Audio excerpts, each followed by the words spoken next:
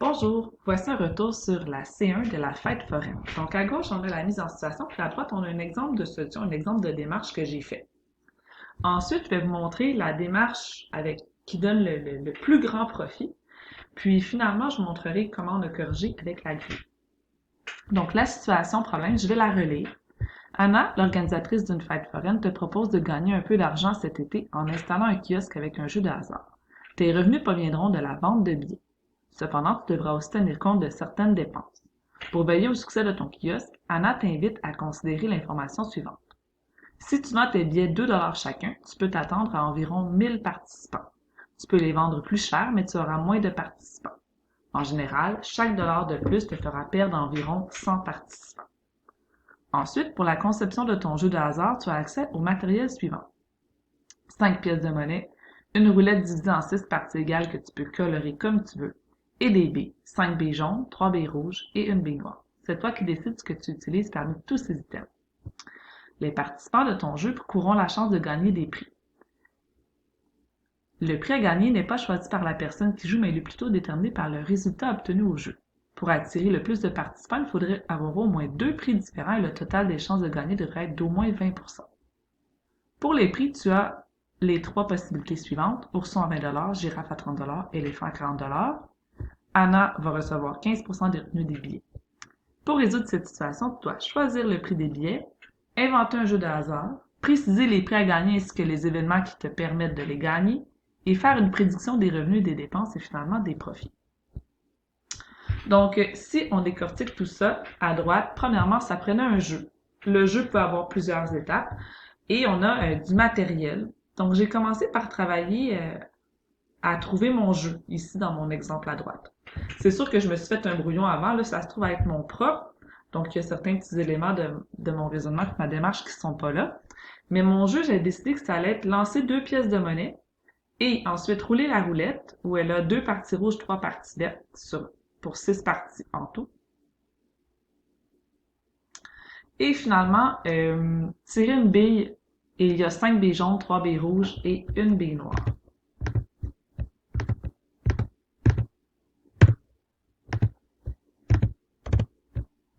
Voilà. Donc là, ça c'était mon jeu. C'est sûr que j'ai eu à retravailler mon jeu pour avoir des probabilités qui allaient fonctionner pour moi, mais là, cette partie-là n'est pas dans mon exemple. Ensuite, j'ai calculé les probabilités de gagner. Mon événement A, j'ai 2 événements qui me permettent de gagner à ce jeu-là. Mon premier événement, c'est ne pas avoir pile-pile et avoir vert sur la roulette et avoir une bille jaune. Puis le deuxième événement qui me permet de gagner, c'est avoir pile-pile ou face-face et avoir rouge sur la roulette et avoir jaune. Donc, on sait que quand c'est des et, on doit multiplier nos probabilités. Donc là, j'ai calculé mes probabilités. La probabilité d'avoir l'événement A, c'est la probabilité d'avoir pile-pile fois avoir vert sur la roulette fois avoir une bille jaune. Donc, 3 chances sur 4 d'avoir pile-pile. Là, ici, il n'y a pas tout le détail, mais si je lance 2 pièces de monnaie, je peux avoir pile-pile, face-face, pile-face, face-pile. Ça fait 4 possibilités. Donc, ne pas avoir pile-pile, c'est avoir face-face, face-pile, pile-face. Donc, ça fait 3 chances sur 4. Avoir vert sur la roulette, ben, c'est 3 sur 6. Et avoir jaune, c'est 5 sur le nombre total de billes qui est 9.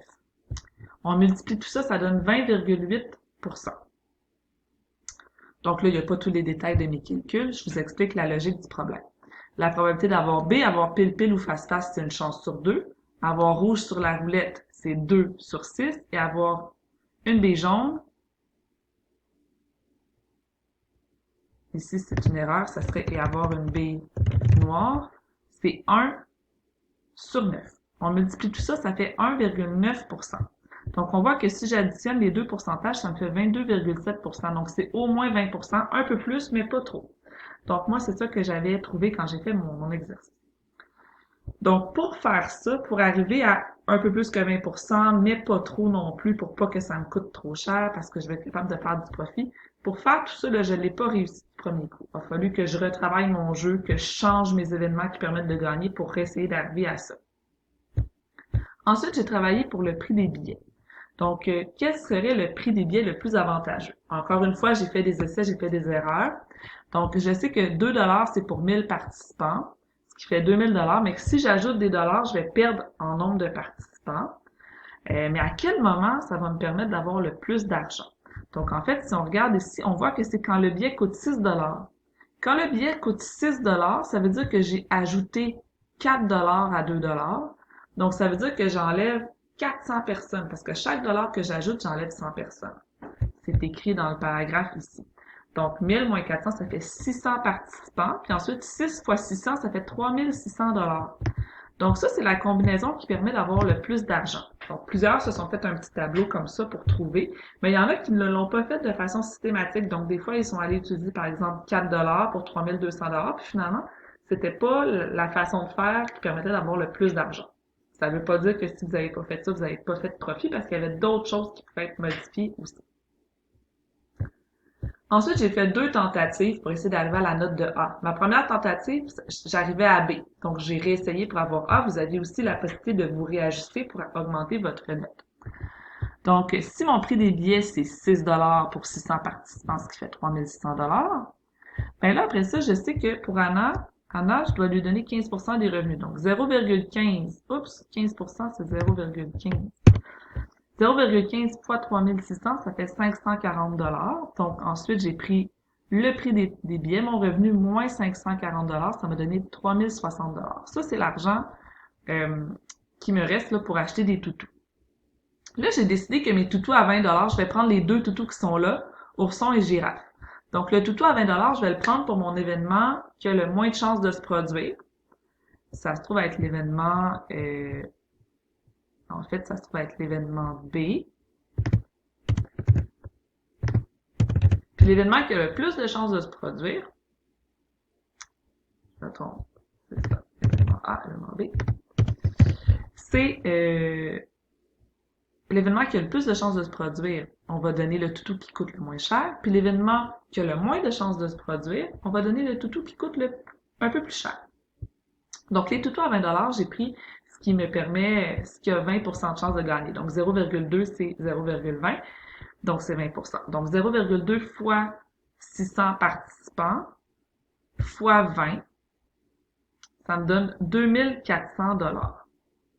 Donc ici, j'ai fait plusieurs choses dans le même calcul. C'est peut-être que vous l'avez fait en 2 calculs. Quand je fais 0,2 fois 600, ça me donne le nombre de participants qui vont gagner. Si j'ai 600 personnes qui jouent au jeu, puis qui sont 20% à gagner, combien vont gagner? Donc 0,2 fois 600, ça faisait 120 personnes. 120 personnes vont gagner le toutou à 20 dollars. Donc j'ai fait après ça 120 fois 20, puis ça m'a donné 2400 dollars. Pour le toutou à 30 dollars, 0,02% de chance de gagner, 2%, 2% de chance de gagner, donc 0,02 fois 600 va me donner le nombre de personnes qui peuvent gagner. 0,02 fois 600 donne 12 personnes qui peuvent gagner. 12 personnes fois le prix à 30 dollars, ça fait 360 dollars de toutou. Donc après, j'ai additionné 2400 plus 360, ça m'a donné 2760 dollars de toutou. Puis j'ai pris l'argent des revenus en ayant déjà enlevé l'argent d'Anna. L'argent des revenus 3060 moins l'argent des toutous, 3760 va me donner le 300 dollars de profit. Donc les revenus moins les dépenses. J'avais déjà enlevé les dépenses d'Anna, moi, dans ma façon de faire. Et là, je me dis, ben, OK, ça donne B, mais moi, je veux avoir une meilleure note que ça, donc je veux avoir plus que 800 dollars de profit. J'ai du temps. Vous avez la possibilité, on vous a donné plusieurs cours. Vous pouviez même venir sur le dîner si vous vouliez, mais vous avez eu du temps en classe à au moins une période complète, puis au moins 2 autres ou 3 autres fois après.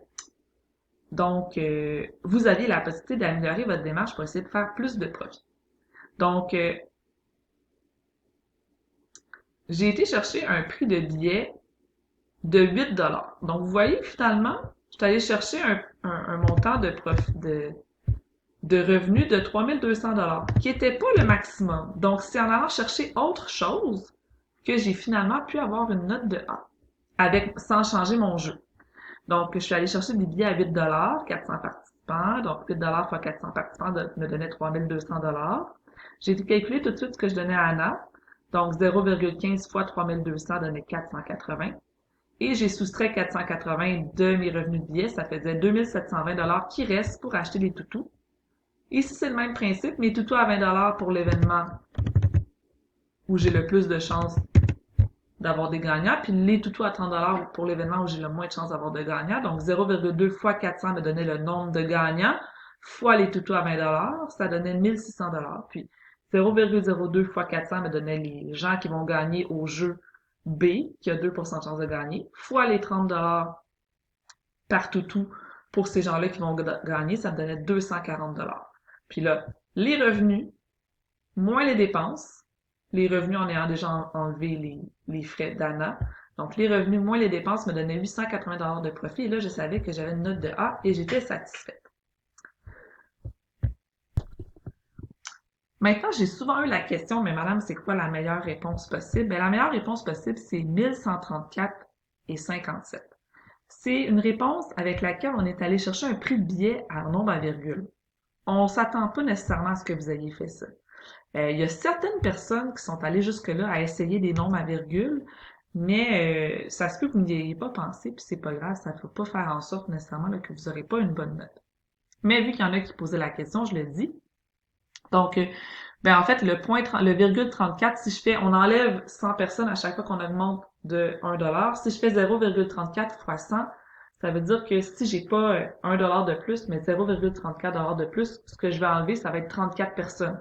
Parce que 0,34 de 100 personnes donne 34 personnes. Donc, si à 8$, j'étais à 400 personnes, à 8,34, je vais être à 400 moins les 34 personnes, ce qui fait 366 personnes.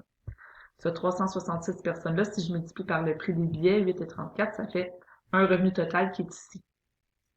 Au niveau des toutous, des coûts des toutous, ben, en fait, si mon pourcentage est de 20% et pas plus, c'est là que je vais avoir la possibilité d'avoir le plus de profit. Puis si mon 20% de chance de gagner est juste pour les toutous à 20$, puis que la probabilité de gagner le toutou plus cher, ça n'arrive jamais, ben c'est là aussi que je vais pouvoir faire le plus de profit. Mon nombre de personnes est 73 dans ce cas-là, donc j'ai fait 0,2 fois 366. J'avais fait une petite tour ici. Donc 20% de mon nombre de personnes, 366, me donne 73 personnes qui vont gagner. Ça donne 73,2, donc j'arrondis à 73. Donc 73 personnes qui gagnent des toutous à 20$, donc 73 fois 20, ça fait 1460, donc c'est le coût total des prix. La part d'ANA, donc on fait 0,15 fois les revenus, ça va donner le montant qui est ici. Et ensuite, ils ont trouvé les coûts totaux, donc c'est le total des prix 1460 plus le prix d'ANA 457,87. Ça fait le montant qui est ici. Ça, c'est les coûts totaux. Donc, pour trouver les profits, on fait les revenus moins les coûts ou les revenus moins les dépenses. Le calcul est là et ça donne la réponse suivante. 1134,57, c'est le profit maximal. Enfin, pour la grille de correction, il reste 2 minutes à la vidéo. Donc, on a les 3 critères qui sont ici. Le premier critère va compter pour 40%, le deuxième 40%, le troisième 20%, mais ça, c'est pas trop important. En fait, on a un nombre de points, un nombre d'items ici. Puis, dépendant combien vous en avez un nombre de points ici. Donc, si tu en as 11 sur 11, tu as 40 points. Si tu en as 8 ou 9 sur 11, tu as 32 points. Si tu en as 4 ou 5 sur 11, tu as 16 points. C'est le même principe pour les autres. Donc, le nombre de participants attendus correspond au prix des billets choisis. Le matériel utilisé fait partie du matériel disponible. L'élève choisit un jeu à plusieurs étapes et non plusieurs jeux. Le jeu donne la possibilité de gagner au moins 2 prix. Donc, en fait, la première critère, c'est est-ce que tu as bien compris la situation? Chaque prix à gagner est associé à un événement possible. Le total des probabilités est de 20% ou plus. L'élève comprend que les revenus viennent des ventes des billets. L'élève comprend qu'il doit donner 15% à Anna. L'élève comprend qu'il doit estimer le nombre de peluches gagnants en déterminant le coût. L'élève comprend qu'il doit soustraire le coût des peluches au revenu. L'élève, la solution est un profit supérieur à 0. Donc ça, c'est pour le premier critère. Ensuite, mobilisation des savoirs. Donc, le calcul des probabilités de chacun des résultats d'événements est adéquatement effectué. Le calcul d'une fraction ou d'un pourcentage est correctement effectué. Et ensuite, à quel profit tu arrives. Donc, j'ai pas lu les points entre, mais vous pouvez les lire. Et finalement, l'élaboration de la solution. L'élève a laissé des traces de ses essais des différents prix. Le jeu est clairement décrit. Les événements gagnants sont clairement décrits. Les probabilités des résultats des événements gagnants sont correctement justifiées. Et on voit des calculs explicites. Donc, c'est surtout sur l'élaboration de la démarche pour le dernier critère. Voilà, il me reste 7 secondes. Donc, j'espère que cette vidéo vous aide à comprendre cette situation problème. Merci!